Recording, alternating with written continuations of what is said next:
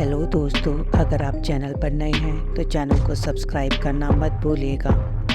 आज जैसे ही रश्मि railway station से बाहर निकली, उसने देखा कोई भी टैक्सी मौजूद नहीं थी।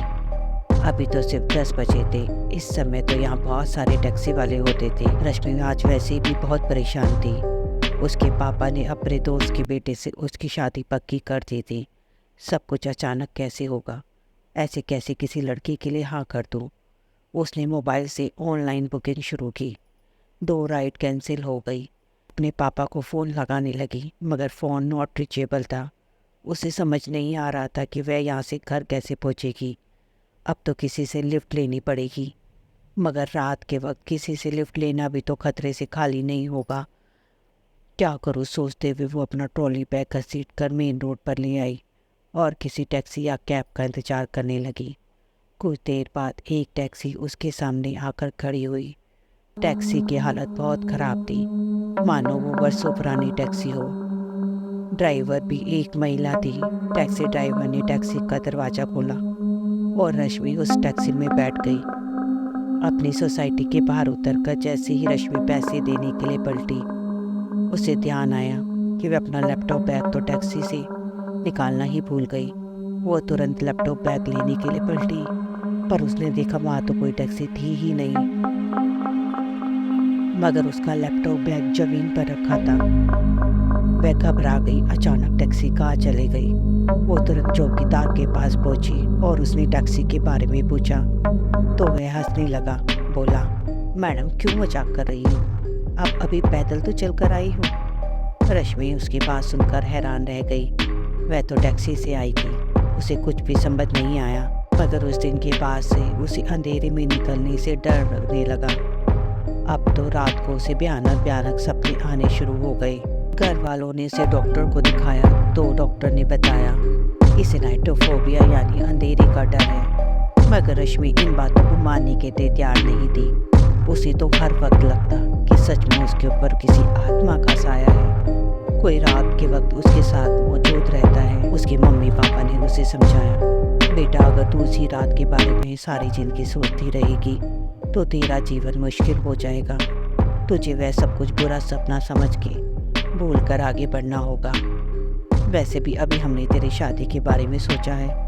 अगर तू इसी तरह रात रात परेशान रहेगी तो हम कैसे तेरी शादी की बात कर सकेंगे? रश्मि के पिता ने बोला, अब मुझे इस बारे में कोई बहस नहीं करनी। रश्मि ने अपनी माँ को समझाने की कोशिश की, लेकिन उसके मम्मी पापा ने उसकी बात नहीं सुनी। रश्मि ने अपने मम्मी पापा से कहा, लड़के वालों को उसकी बीमारी के बारे में बता दे। इतनी बड़ी बात उनसे छुपाना ठीक नहीं होगा। उसके माता पिता ने उसे समझाया कि तुम्हें कुछ भी तो नहीं हुआ, सिर्फ ये तुम्हारा एक डर है जो तुम्हारे दिमाग पर हावी हो गया। डॉक्टर साहब ने भी तो कहा कि तुम्हें अंधेरे से डर लगता है, शादी के बाद सब ठीक हो जाएगा। रश्मि ने सोचा, क्या सच में सिर्फ इतनी सी बात है? उन सपनों और आवाज़ों क्या क्या जो रात को उसे दिखाई और सुनाई देते हैं, जिनके कारण उसकी पूरी रात दहशत में बीतती है। रश्मि अपने माता पिता को समझाने की कोशिश ही कर रही थी, तभी उसके पिता के दोस्त का फ़ोन आया। उन्होंने बताया कि जब वे उनके यहाँ से लौट रहे थे, अचानक ही उनकी कार का एक्सीडेंट हो गया और उन्हें कुछ भी समझ नहीं आया कि अचानक कैसे हुआ। उनकी गाड़ी के सामने एक औरत आई। उसे बचाने के चक्कर में उनकी गाड़ी पेड़ से टकरा गई, मगर जब उन्होंने दोबारा देखा तो वहाँ कोई औरत थी ही नहीं। वैसे तो सब सही है, आप चिंता मत करना, यह कहकर उसके ससुर ने फ़ोन रख दिया। यह बात सुनकर रश्मि के पापा परेशान हो गई, मगर उन्होंने घर वालों से कुछ भी नहीं बताया।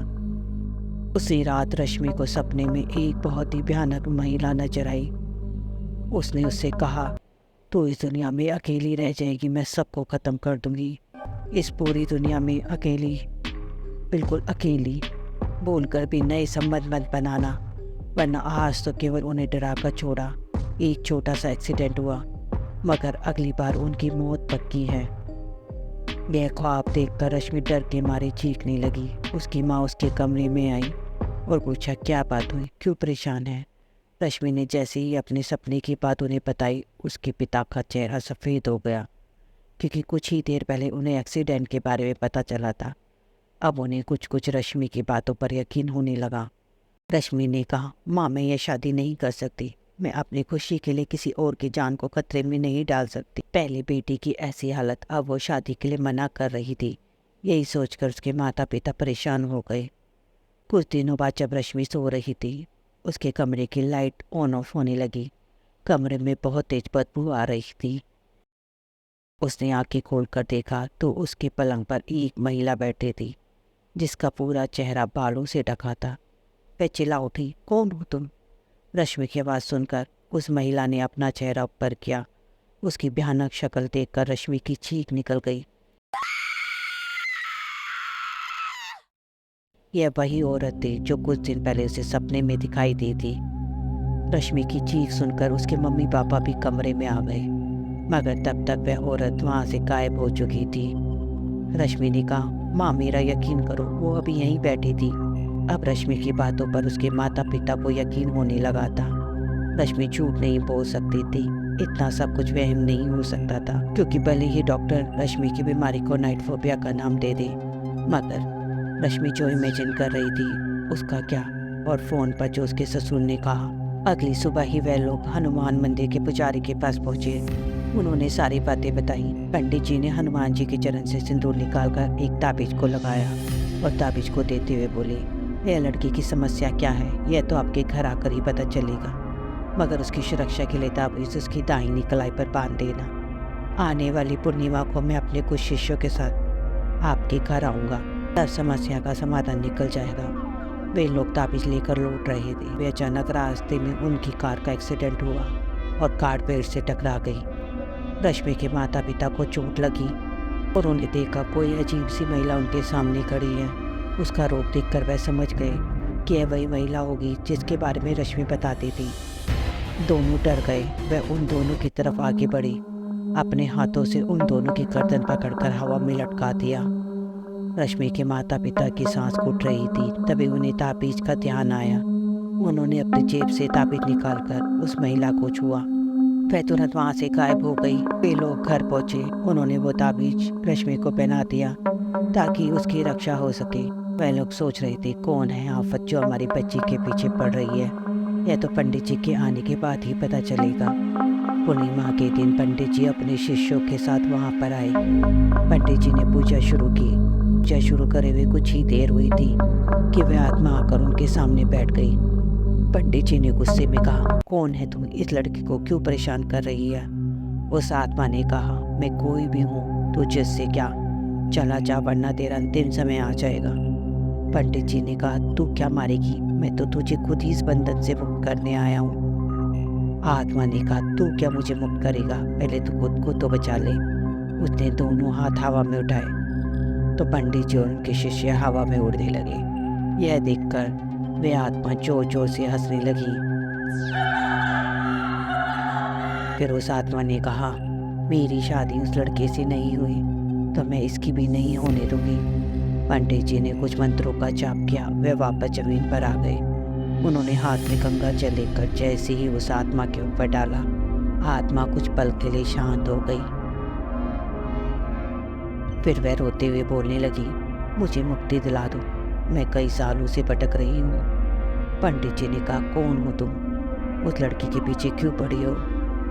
तब उस आत्मा ने बताना शुरू किया कि जिस लड़के से इसकी शादी तय हुई है, उसने कुछ सालों पहले मुझे शादी का सपना दिखाकर मेरे साथ जबरदस्ती की। मन भर गया तो मुझे चलती ट्रेन के आगे फेंक कर भाग गया। तब से जब भी उसकी शादी किसी लड़की के साथ तय होती है, मैं उसको बचाने में लग जाती हूँ। अब उस लड़की की शादी इस लड़के के साथ पक्की हुई। जब ये आधी रात को स्टेशन पर उतरी, तब से मैं इसके साथ थी। मैंने सोच लिया था कि मैं इसकी जिंदगी बर्बाद नहीं होने दूंगी। यह सुनकर पंडित जी ने मंत्रों का जाप किया। पूजा के बाद वह आत्मा धुआं बनकर एक कलश के अंदर समा गई। पंडित जी ने वह कलश अपने शिष्य को दिया और बोला, जाओ इस कलश को गंगा जी में बहा दो, इसकी मुक्ति हो जाएगी। के बाद उन्होंने रश्मि के घर वालों को कहा, अब आपको डरने की कोई जरूरत नहीं है। रश्मि और रश्मि के घर वालों को उस आत्मा के लिए बहुत बुरा लग रहा था। इसके बाद उन्होंने उस लड़के से रश्मि की सगाई तोड़ दी।